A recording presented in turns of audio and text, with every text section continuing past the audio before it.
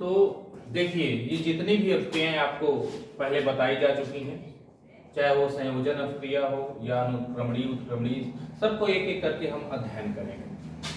तो देखिए, पहला है संयोजन अभिक्रिया। संयोजन अभिक्रिया वह अभिक्रिया होती है जिसमें दो या दो से अधिक पदार्थ परस्पर संयुक्त होकर के नए पदार्थ का निर्माण करते हैं। ऐसी अभिक्रियाओं को हम संयोजन अभिक्रिया या योगात्मक अभिक्रिया या एडिशन रिएक्शन या कॉम्बिनेशन रिएक्शन के नाम से जानते हैं। जैसे एग्जांपल के तौर पे कार्बन है, ऑक्सीजन से अगर संयुक्त होता है तो कार्बन डाइऑक्साइड बनती है, साथ ही साथ ऊर्जा बाहर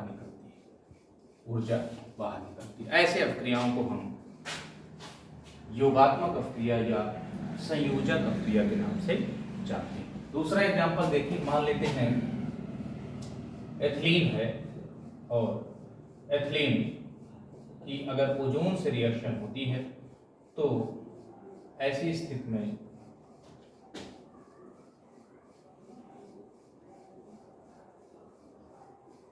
ये कंपाउंड बनता है। इसको हम कहते हैं, जो अंत में टूट करके फॉर्मल्डिहाइड का फॉर्मेशन करता है, दो मॉलिक्यूल। तो इस अभिक्रिया को हम कहते हैं योगात्मक अभिक्रिया या संयोगात्मक अभिक्रिया या संयोजन अभिक्रिया। इसमें दो पदार्थ संयुक्त होंगे, एक नया पदार्थ बनेगा। अब इसके बाद आता है अनुत्क्रमणीय अभिक्रिया। अनुत्क्रमणीय अभिक्रिया बहुत ही सिंपल है, वह अभिक्रिया जो केवल एक ही दिशा में होती है। जैसे इसमें ये देखें, एरो का चिन्ह लगा हुआ, ये इधर हो रही है, इधर से रिएक्टेंट है और रिएक्टेंट प्रोडक्ट का निर्माण करता है। इधर वाला रिएक्टेंट हो गया, ये प्रोडक्ट हो गया। इस तरह से एक ही दिशा में होने वाली अभिक्रिया को हम अनुत्क्रमणीय अभिक्रिया कहते हैं। जैसे एग्जांपल में ये दोनों रिएक्शन की गई। इसके बाद आती है उत्क्रमणीय अभिक्रिया। उत्क्रमणीय अभिक्रिया वह अभिक्रिया होती है जो दोनों दिशाओं में होती है। जैसे एग्जांपल के तौर पे हम देखें, अगर हैबर विधि से अगर अमोनिया का निर्माण किया जाए, NH2 3H2, ये तो मॉलिक्यूल अमोनिया के बनेंगे प्लस ऊष्मा बाहर निकलेगी। तो इसमें आप देख रहे हैं ये अभिक्रिया इधर से इधर हो भी रही, इधर से इधर, दोनों दिशाओं में होने वाली अभिक्रिया को हम उत्क्रमणीय अभिक्रिया। इसके अतिरिक्त दूसरा एग्जांपल भी देख सकते हैं, जरूरी नहीं है। एग्जांपल, हाइड्रोजन है, आयोडीन से संयुक्त होगा और 2HI का फॉर्मेशन करेगा और उस दौरान ऊर्जा बाहर निकलेगी। तो इस तरह से आप देख रहे हैं, दोनों दिशाओं में होने वाली अभिक्रिया को हम उत्क्रमणीय अभिक्रिया या रिवर्सिबल रिएक्शन कहते हैं, जबकि इरिवर्सिबल रिएक्शन वह रिएक्शन होती है जो केवल एक ही दिशा में होती है। ऐसी अभिक्रिया को हम इरिवर्सिबल रिएक्शन कहते हैं। ये इसमें अभिकारक से उत्पाद बनता है, अर्थात रिएक्टेंट से प्रोडक्ट का फॉर्मेशन होता है। अब इसके बाद अगला आता है वियोजन अभिक्रिया। वियोजन, संयोजन का जस्ट अपोजिट वियोजन हो गया। देखिए, वियोजन में क्या है कि वियोजन एक ऐसी अभिक्रिया है, ऐसी उत्क्रमणीय अभिक्रिया है जिसमें कोई एक पदार्थ दो या दो से अधिक पदार्थों में टूट जाता है। जैसे एग्जांपल के तौर पे देखें, यहीं पे देख लीजिए, 2HI है, दो हाइड्रोजन आयोडाइड के मॉलिक्यूल हैं, ये टूट करके हाइड्रोजन और आयोडीन में डिसोसिएट हो जाएंगे और इस दौरान ऊर्जा इसको देनी पड़ेगी, ऊर्जा इसमें देनी पड़ेगी। या इसके अतिरिक्त और देखें, अगर हम कैल्शियम कार्बोनेट है, अगर इसको हम हीट कर दें, तो हीट करने के पश्चात यह कैल्शियम ऑक्साइड और कार्बन डाइऑक्साइड का फॉर्मेशन करता है, तो यह एक प्रकार की वियोजन अभिक्रिया है। इसी तरह से अमोनिया का भी हम डिसोसिएशन कर सकते हैं, तोड़ सकते हैं, या कई ऐसे कंपाउंड, ऐसी कई रिएक्शंस हैं जिसको हम एग्जांपल के रूप में दे सकते हैं। अपघटन अभिक्रिया, देखिए अपघटन अभिक्रिया वह अनुत्क्रमणीय अभिक्रिया है जिसमें कोई एक पदार्थ टूट करके दो या दो से अधिक पदार्थों का निर्माण करता है। जैसे मान लेते हैं एग्जांपल के तौर पोटेशियम नाइट्रेट है, यह टूट करके पोटेशियम नाइट्राइट और ऑक्सीजन बनाता है, बैलेंस कर देते हैं, ऑक्सीजन का फॉर्मेशन करता है गर्म करने। अब देखिए, वियोजन और अपघटन दोनों अभिक्रियाओं में एक पदार्थ दो या दो से अधिक पदार्थों का निर्माण करता है, परंतु इसमें हम देखेंगे कि वियोजन एक उत्क्रमणीय क्रिया है, जबकि अपघटन जो होता है, अपघटन एक अनुत्क्रमणीय क्रिया। बस यही अंतर होता है। किसी किताब में आपको वियोजन और अपघटन दोनों एक लिखा मिलेगा, लेकिन दोनों में अंतर होता है। यहाँ पर वियोजन उत्क्रमणीय क्रिया होती है, जबकि अपघटन अनुत्क्रमणीय अपक्रिया होती है। इस तरह से अब देखिए, अपघटन की अगर बात करें तो अपघटन जो है, जिस हिसाब से कोई पदार्थ टूटता है, अगर ऊष्मा के द्वारा अपघटन होता है तो ऊष्मीय अपघटन हो गया, विद्युत के द्वारा अपघटन होता है तो विद्युत अपघटन हो गया, या इसके अतिरिक्त अगर सूर्य का प्रकाश है तो प्रकाशीय अपघटन हो गया, या किसी अन्य फैक्टर, कोई भी कारक जिसकी वजह से अगर अपघटित हो रहा कोई पदार्थ, तो उसी का नाम दे दिया जाता है। इसके बाद आता है ऊष्माक्षेपी अपक्रिया, एक्सोथर्मिक रिएक्शन। एक्सोथर्मिक रिएक्शन वह अपक्रिया होती है जिसमें ऊष्मा बाहर निकलती है, अर्थात वह अपक्रिया जिसके संपन्न होने पे ऊष्मा या ऊर्जा बाहर निकलती है, उसे हम ऊष्माक्षेपी अपक्रिया कहते हैं। जैसे कार्बन को यदि ऑक्सीजन के साथ जलाया जाए तो कार्बन डाइऑक्साइड बनेगा, साथ ही साथ ऊर्जा बाहर निकलेगी। इसके अतिरिक्त हम हैबरविक से अगर अमोनिया का निर्माण करें तो इसमें भी ऊर्जा बाहर निकलती है। हाइड्रोजन और आयोडीन दोनों के संयोग से अगर हम इसको बनाते हैं तो इसमें 3 किलो कैलोरी ऊर्जा बाहर निकलती है। तो ये ऊष्माक्षेपी अपक्रिया। अब इससे जस्ट अपोजिट कर दिया जाए तो इधर देखें ऊष्माशोषी अपक्रिया। ऊष्माशोषी अपक्रिया जस्ट अपोजिट, यहां पर देखिए, अगर हम हाइड्रोजन आयोडाइड को तोड़ें वियोजन, तो ये इसमें ऊर्जा देनी पड़ती है, या हम हैबरविक से बनी हुई अमोनिया को या कोई भी अमोनिया को यदि हम तोड़ना चाहें तो हमें ऊर्जा बाहर से देनी पड़ेगी, ऊर्जा हमें बाहर से देनी पड़ेगी जी। तो ये ऊष्माशोषी अपक्रिया होगी। और ये समझ लीजिए कि वियोजन एक ऊष्माशोषी अपक्रिया होती है। हमेशा याद रखिए, वियोजन एक ऊष्माशोषी अपक्रिया होती है। तो ये समझ में आ गया होगा, ऊष्माशोषी जिसके संपन्न होने के लिए हमें ऊर्जा बाहर से देनी पड़े, तो उसे हम ऊष्माशोषी अपक्रिया, एंडोथर्मिक रिएक्शन कहते हैं। इसके बाद आता है विस्थापन अपक्रिया। देखिए, विस्थापन बहुत ही सिंपल है, इसमें है कुछ नहीं। विस्थापन अपक्रिया में क्या होता है, कोई एक पदार्थ किसी अन्य परमाणु या समूह द्वारा, पदार्थ में उपस्थित कोई एक परमाणु या समूह दूसरे परमाणु या समूह द्वारा विस्थापित हो जाता है, तो उसे हम कहते हैं विस्थापन अपक्रिया। क्या कहते हैं? विस्थापन अपक्रिया। जैसे एग्जांपल के तौर पे देखें, अगर मान लेते हैं क्यूप्रिक ऑक्साइड है, क्यूप्रिक ऑक्साइड की अगर जिंक से अपक्रिया करा दी जाए तो हम यह देखेंगे कि इस जिंक को यहां से हटा दिया जाएगा और जिंक ऑक्साइड का फॉर्मेशन हो जाएगा, ऑक्सीजन बाहर हो जाएगा, कॉपर बाहर हो जाएगा। ठीक है, विस्थापन, इस जिंक द्वारा इस कॉपर को यहां से विस्थापित कर दे। दूसरा एग्जांपल देखिए, जैसे मान लेते हैं क्यूप्रिक सल्फेट का विलयन है, अगर हम इस जिंक का डस्ट डाल दें, जिंक का चूर्ण डाल दें, तो इस जिंक द्वारा यहां से इसको रिप्लेस कर दिया जाएगा, विस्थापित कर दिया जाएगा और बन जाएगा जिंक सल्फेट और कॉपर बाहर। तो विस्थापन अपक्रिया के बारे में जब आपको आगे पढ़ाया जाएगा विद्युत रासायनिक श्रेणी, तो विस्थापन अपक्रिया बहुत चीजें क्लियर हो जाती, कौन किसको विस्थापित करेगा, कौन किसको विस्थापित नहीं करेगा। ऐसे समझ लीजिए जनरली कि जो अपक्रियाएं, कोई भी अपक्रिया अगर विस्थापन अपक्रिया है और कोई भी पदार्थ दूसरे को तभी विस्थापित करेगा जब कोई भी अगर धातु ज्यादा क्रियाशील है तो कम क्रियाशील वाली धातु को उसके लवण के जलीय विलयन से विस्थापित कर दे। परंतु अधातु के केस में भी देखें तो जस्ट जो ज्यादा क्रियाशील होगा वो कम क्रियाशील को विस्थापित करेगा, ऐसे समझ। अब इसके बाद आता है विस्थापन के बाद द्विविस्थापन। बहुत ही सिंपल है, हम प्रैक्टिकल करते हैं, सल्फेट टेस्ट करते हैं।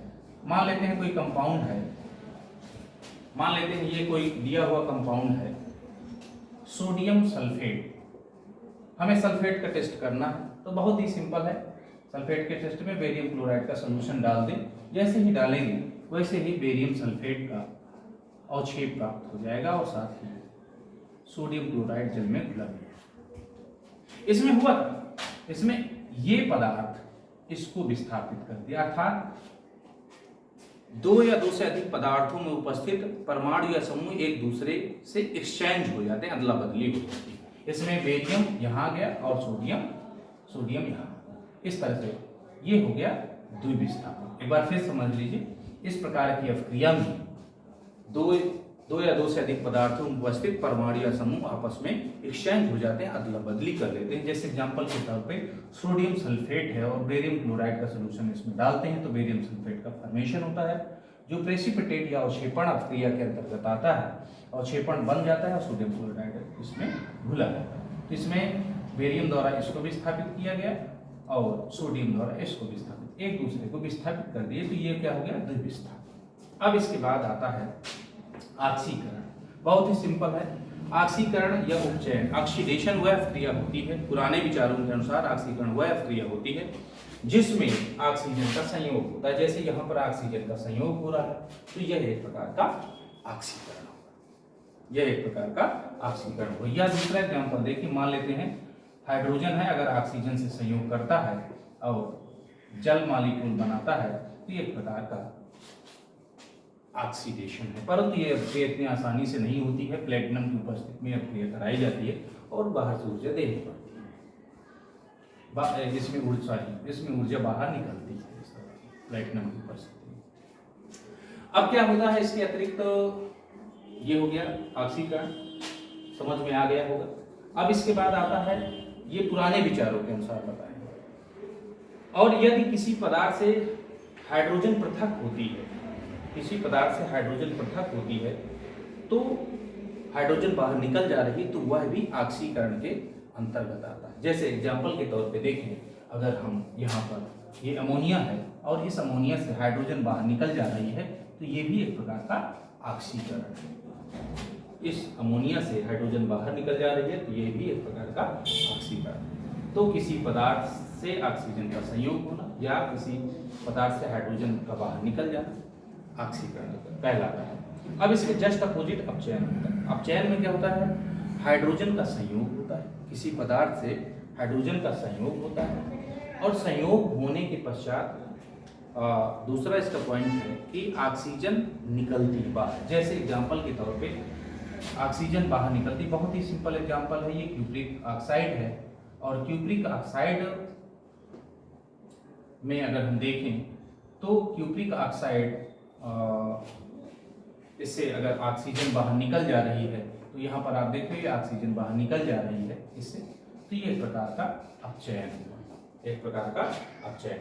इसमें हाइड्रोजन के संयोग की बात करें तो हाइड्रोजन जब आयोडीन से मिलता है तो हाइड्रोजन आयोडाइड बनता है, ये एक प्रकार का अपचयन है। इसमें नाइट्रोजन के साथ हाइड्रोजन का संयोग हो रहा, अमोनिया बन रही है, यह एक प्रकार का अपचयन है। और समझ में आ रही है?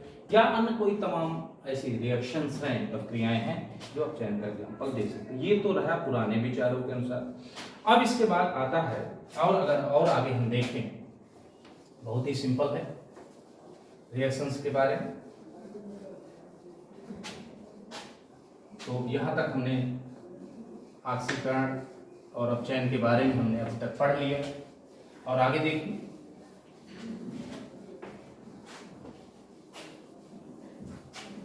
बिल्कुल सिंपल,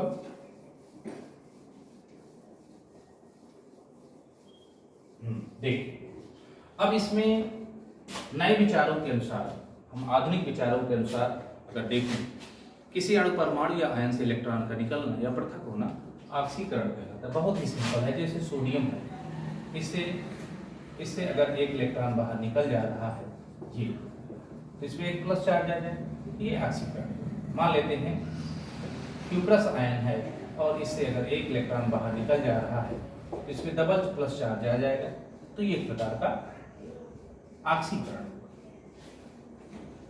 बात समझ में आ गई हो? अपचयन इसका जस्ट अपोजिट, किसी भी अणु परमाणु या आयन द्वारा इलेक्ट्रॉन का ग्रहण करना। जैसे आयन है, सोडियम आयन है, इलेक्ट्रॉन इसने ग्रहण किया, सोडियम बन गया।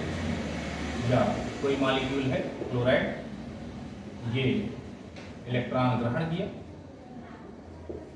और क्लोराइड आयन का फॉर्मेशन कर दिया, तो ये एक प्रकार का अपचयन है। मान लेते हैं कि फेरस आयन इलेक्ट्रॉन यदि ग्रहण किया तो फेरिक आयन का फॉर्मेशन है। फेरिक आयन है, इलेक्ट्रॉन ग्रहण किया तो फेरस आयन में कन्वर्ट हो। तो ये एक प्रकार का अपचय है। तो सीधी सी बात है, आधुनिक विचारों के अनुसार किसी भी अणु परमाणु या आयन द्वारा इलेक्ट्रॉन का त्यागना ऑक्सीकरण कहलाता है और इलेक्ट्रॉन का ग्रहण करना अपचय कहलाता है। अब इसमें देखते हैं कि ऑक्सीकरण की क्रिया में इसकी ऑक्सीडेशन नंबर में वृद्धि होती है, जबकि अपचयन में ऑक्सीडेशन नंबर की कमी होगी। उतनी ही कमी होगी जितने इलेक्ट्रॉन में ग्रहण करेगा और ऑक्सीकरण में उतनी ही वृद्धि होगी जितने वह त्यागेगा। इतनी बात समझ में आ गई होगी। इसके बाद विलोपन अपक्रिया। विलोपन अपक्रिया बहुत ही सिंपल है।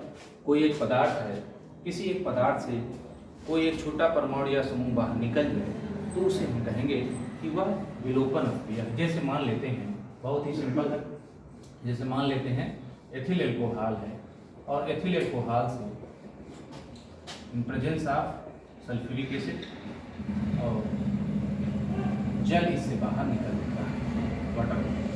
तो ये एक प्रकार का विलोपन है। एथिल एल्कोहल है, इससे जल निकल जा रहा है तो यह एक विलोपन अपक्रिया या एलिमिनेशन रिएक्शन। इसके अतिरिक्त पुनर्विन्यास अपक्रिया बहुत ही सिंपल है। अमोनियम साइनेट है, अमोनियम साइनेट ये पुनर्विन्यास करके यूरिया बना दे, NH2 है वही है। पुनर्विन्यास रीअरेंजमेंट रिएक्शन में क्या होता है, कोई एक यौगिक है, उस यौगिक का कोई भी परमाणु या समूह अपना स्थान चेंज करके दूसरे स्थान पर जुड़ जाता है। इसमें आप देख रहे हो अमोनियम साइनेट है, इस अमोनियम साइनेट से यूरिया का फॉर्मेशन है। ये है अमोनियम साइनेट। अमोनियम साइनेट जहरीला पदार्थ होता है और ये यूरिया में कन्वर्ट होता है, जो खेतों में हम लोग डालते हैं। तो यूरिया का फार्मूला है अमोनियम साइनेट, ये रीअरेंजमेंट पुनर्विन्यास अपक्रिया है।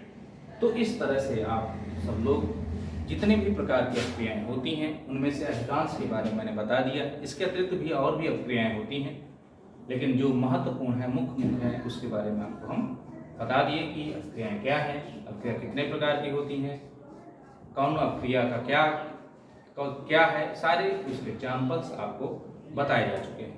अगर फिर भी किसी को कोई प्रॉब्लम होती है तो निसंकोच आप कमेंट करिए, और ये अगर वीडियो अच्छा लगा हो तो इसे लाइक करिए, शेयर करिए और सब्सक्राइब करिए।